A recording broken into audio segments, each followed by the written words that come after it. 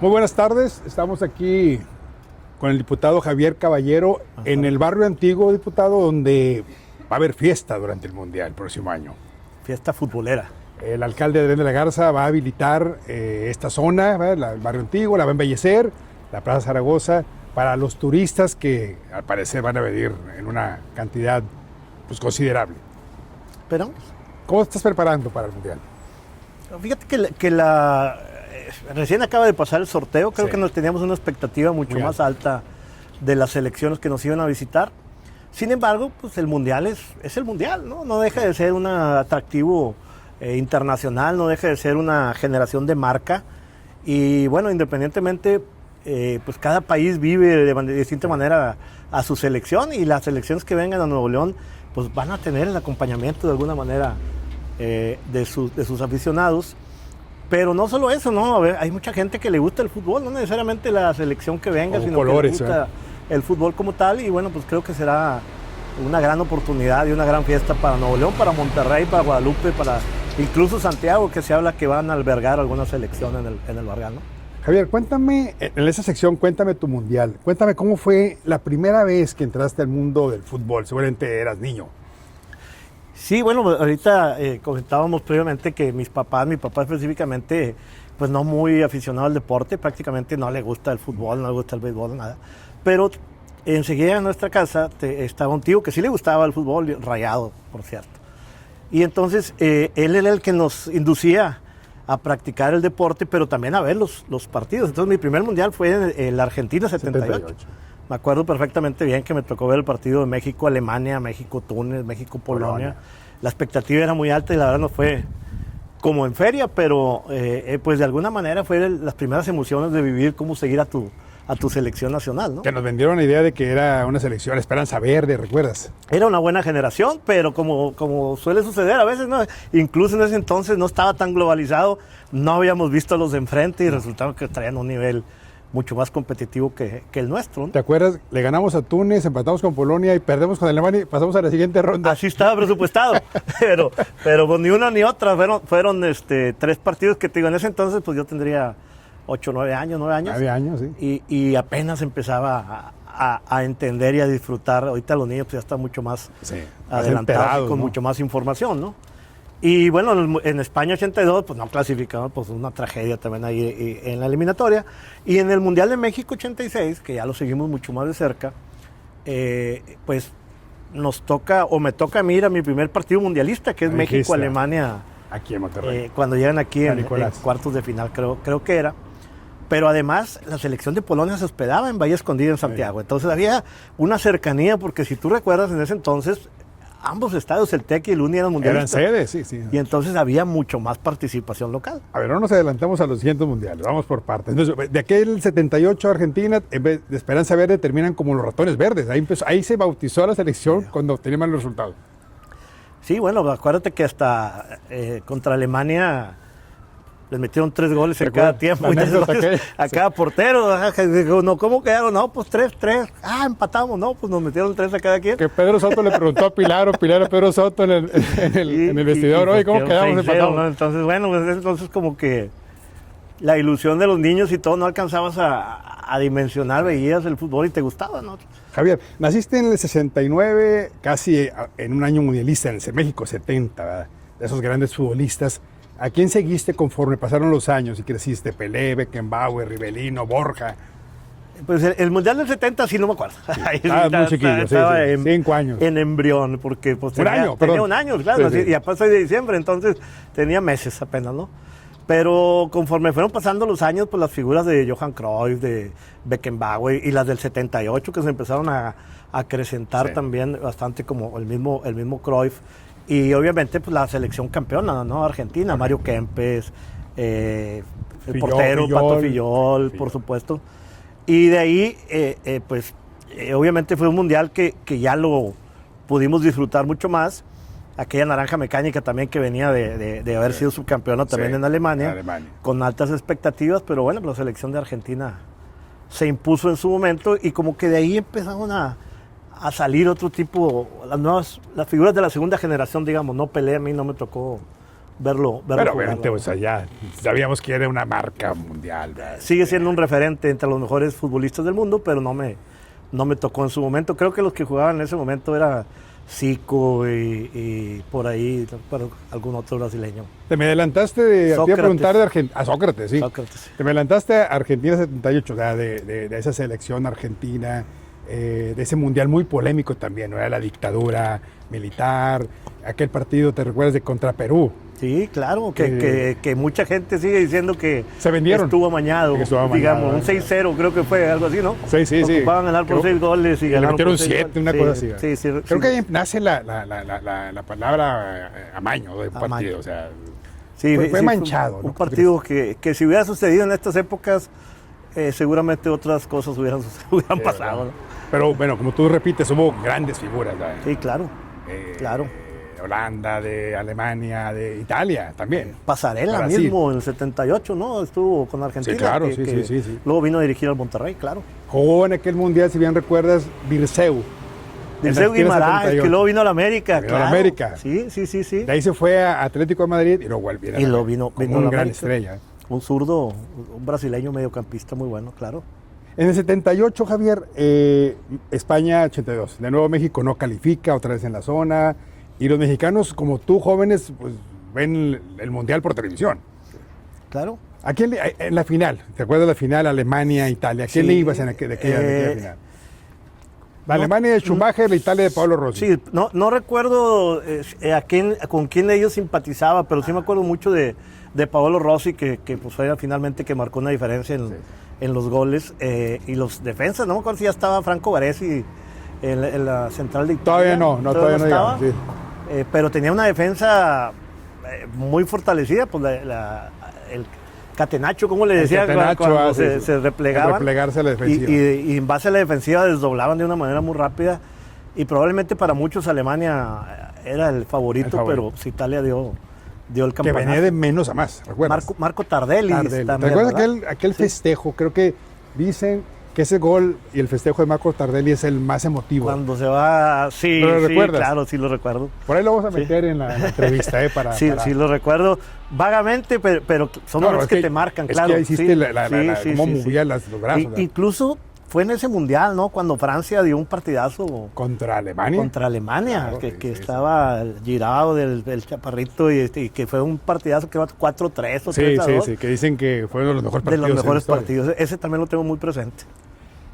Por tu afición al fútbol y con 17 años, seguramente ya hablamos de México 86. Lo viviste en plenitud, por tele. Y a ver, cuéntanos la suerte que tuviste de haber estado en el partido Alemania-México aquí en el Universitario. Sí, a ver, como te decía, pues teníamos a Polonia hospedado en Bahía Escondida, en Santiago. Pero había una efervescencia porque también estaba Inglaterra, según recuerdo, y aquí estaban los famosos hooligans, estaba la afición, ¿no? Entonces, pues de alguna manera veía los partidos de México vía televisión, pues no se me olvida la gran expectativa que teníamos con Hugo Sánchez también, que venía de ser figura en España y que le anota el gol en el primer partido, no me acuerdo si fue a Irak o a Irán. Su único gol. Sí, pero falló un penal contra Paraguay. Y luego, bueno, contra Bulgaria la locura, ¿no? Con aquel golazo de Manuel Negrete y creo que Javier Aguirre. Sí, que le da un pase. Algo así, ¿no? Entonces, bueno, pues llega el partido contra Alemania y de repente, para sorpresa nuestra, pues llega a Monterrey, el estadio universitario, ¿no?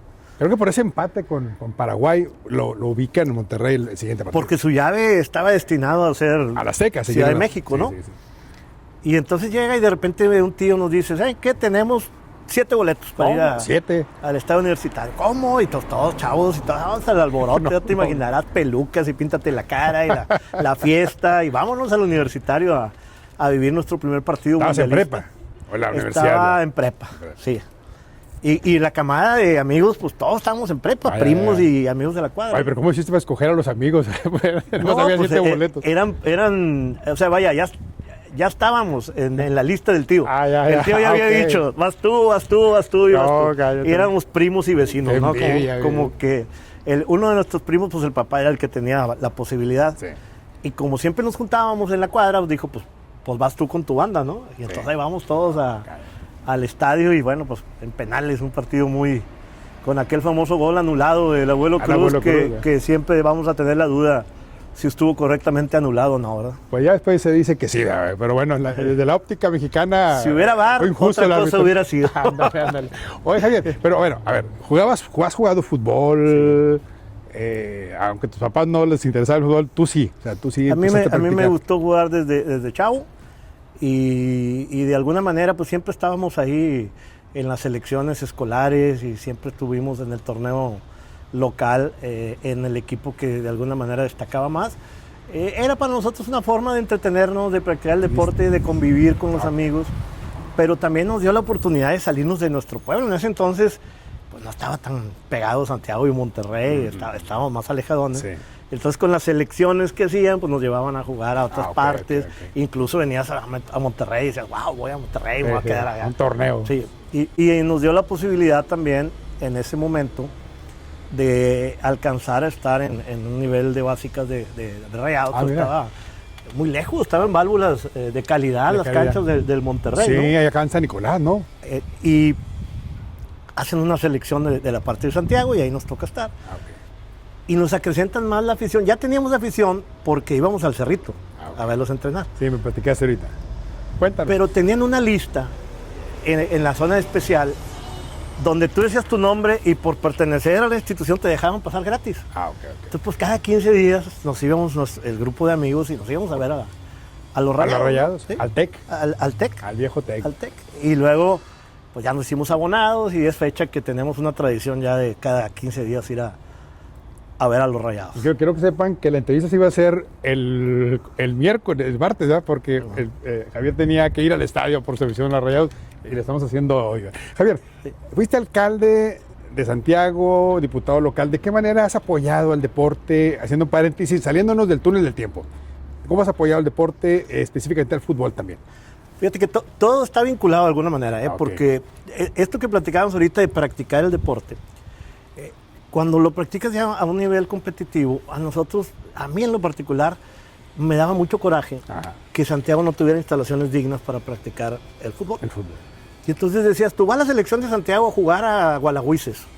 Y llegabas y Gualagüises tenía una cancha de pasto hermosa, Complejo deportivo. Linares, Allende, y Santiago una cancha de tierra. ¿En serio? Y que ni siquiera era municipal. Wow. Y entonces yo decía, cuando yo tenga la oportunidad, voy a hacer algo para que esto cambie, ¿no? Entonces, primer política pública a construir las primeras canchas de fútbol 7 del municipio de Santiago, que no existían, canchas dignas. Primer política pública a construir el primer gimnasio municipal polivalente, que en la pandemia Fuerza Regia estuvo ahí con nosotros Jugando. un año. Y entonces, al final de mis 6 años como alcalde, pues se lograron construir las primeras 6 canchas de fútbol 7, se logró construir el primer gimnasio polivalente, pero ya de una calidad de primer nivel a nivel estatal, de los mejores, y logramos remodelar otro gimnasio polivalente, entre muchas otras actividades que hicimos, como la construcción de parques lineales para tener Para una movilidad ejercitarse y peatonal todo. y poder activar a las personas, ¿no? Al final quedó proyectada una etapa del malecón como una parte deportiva, Ah, ok. donde iba a ser la primera cancha de fútbol 11. A ver. Y bueno, esperemos que ya David, nuestro amigo, el alcalde, pronto, y que los niveles se ajusten para que la pueda anunciar también. Ok. Y ahora hasta equipo tiene Santiago, ¿no? Hay un equipo de fútbol. Y se construyó el espacio del Dallas Soccer, que era una escuela privada, Ajá. pero los inversionistas tuvieron una visión y le apostaron a Santiago FC, un equipo que sí, empezó sí, en tercera división, pero que ha resultado tan bueno y tan competitivo que ya tienen en segunda división Sí, ganan su y franquicia. obtienen trofeos. Sí. Ahí Gabriel y su hermano y su papá y todos construyeron ahí un muy buen proyecto deportivo. Y parte de lo que yo hice en ese momento también, cuando ellos me pidieron el apoyo, Sí. yo les dije, sí te voy a dar un apoyo, pero necesito que me des becas para los jóvenes de escasos recursos para que practiquen estén en tu escuela del Dallas. fútbol. Ah, ok. Y necesito que los incluyas en tu proyecto deportivo. Es decir, no nada más en la parte básica, quiero que jueguen en tu equipo de segunda división. Claro. Entonces hicimos un convenio Mira qué bien. de oportunidades y ahorita ha crecido muchísimo ese convenio. Ya Mira cómo sentaste las bases, sembraste la semilla de lo que es ahorita la promoción del deporte y el apoyo al deporte. ahorita ya hay miles de santiaguenses practicando distintos deportes por los espacios deportivos que se construyen. Qué bueno. Volvamos a las remembranzas, Javier. Vino Italia 90 sin Hugo Sánchez. Otra vez ahora descalificados por los cachirules, ¿verdad? No estábamos El en Italia Italia. 90 fue por cachirules. Y vuelve México a Estados Unidos 94, con Hugo Sánchez en su tercer y último mundial de Sí. fútbol. Para ti, hablando de Hugo Sánchez, ¿quién ha sido el mejor jugador, el top 10 después de Hugo Sánchez, de los jugadores mexicanos? Futbolísticamente hablando, que yo haya visto jugar, Hugo Sánchez, por supuesto, siempre lo vamos a ubicar en primer lugar. Rafa Márquez debe de estar también en ese En top esa 10. lista. Cuauhtémoc Blanco con un gran talento, quizá no sea la persona más disciplinada, pero futbolísticamente hablando, un gran talento. Quizá no le reconoces mucho, pero el Cabrito Arellano debe de estar también en ese top 10, en la calidad que ha demostrado. Por la perseverancia y el tiempo que estuvo en Europa, Andrés Guardado tiene que estar también no cualquiera llega a Europa. En esa lista. Y el tiempo que duró, que estuvo por allá. Creo que al final Héctor Moreno también tuvo una gran trayectoria en el extranjero de los futbolistas mexicanos. Raúl Jiménez ahora. Raúl Jiménez por la cantidad de goles que está anotando. Y por ahí tengo que poner a Benjamín Galindo como de los mejores jugadores que me ha tocado ver a mí con la calidad técnica que tenía él para jugar. Digo, nunca salió al extranjero, pero un talento que creo que pocas veces se ha visto en el fútbol mexicano. No sé cuántos llevo, pero... Ya más o menos, digamos que con eso. Ahora, siempre la polémica, Javier, sobre el fútbol, sobre el mejor jugador en la historia. Pelé, Maradona, Messi. Yo no vi jugar a Pelé, he visto goles y jugadas y por supuesto que también creo que son temporadas y tiempos diferentes, ¿no? O sea, el fútbol era distinto. Ha cambiado. El nivel de competitividad era distinto. La exigencia técnica y física era distinta. Sin lugar a dudas, Pelé en su época lo pudieron haber comparado con Beckenbauer, con Cruyff, pero me quedo con Pelé, incluso con Di Stéfano lo compararon. Entre Maradona y Messi también creo que Messi un futbolista técnicamente más dotado, pero Maradona un futbolista determinante.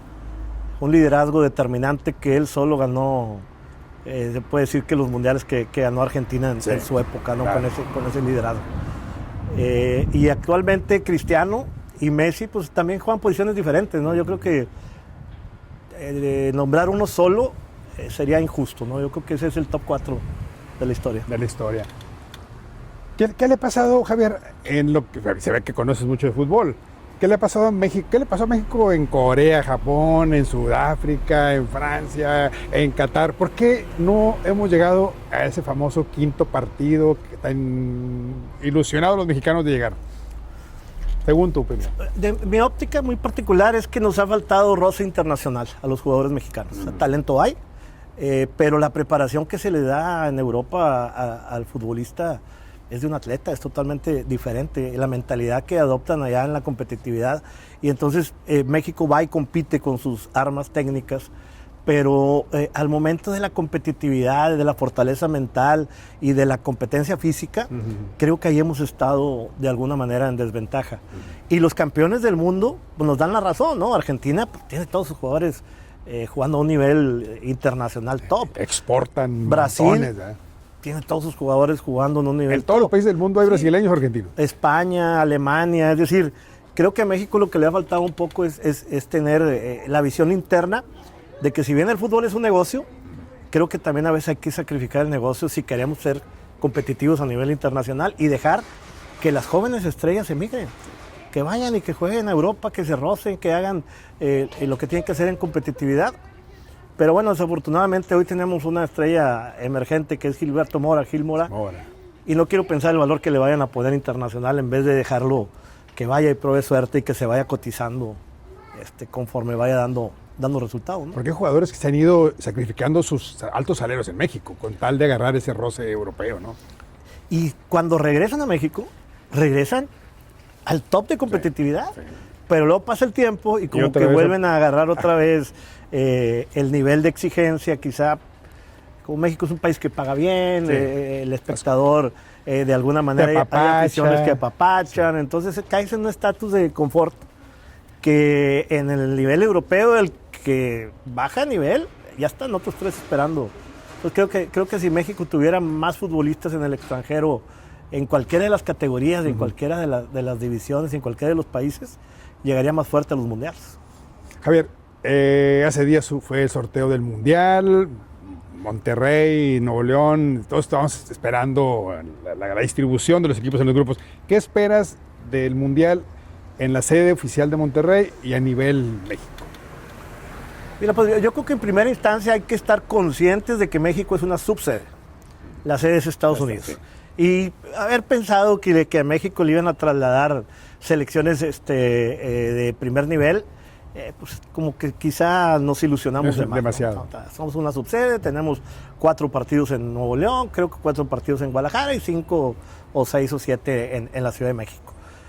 Obviamente ver a México siempre, para los que nos gusta el fútbol, nos ilusiona más que ver a digo, si ves calidad, obviamente ves otras selecciones, claro. Pero si quieres sentimiento, patriotismo, ver a México es algo que yo siempre les he dicho.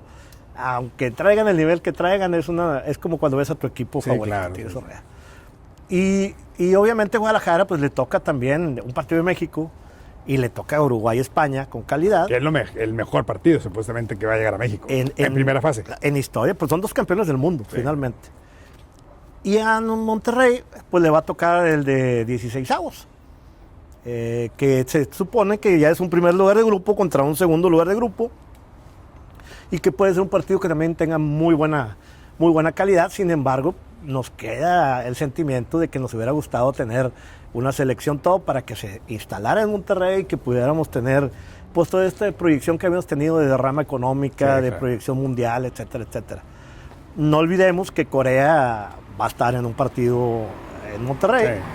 Hay vuelos directos a Corea y aparte hay una comunidad muy grande en pesquería también ya que está en Nuevo León. Japón va a venir, Japón también tiene mucha afición. Hay dinero. Y un poder adquisitivo interesante. Claro.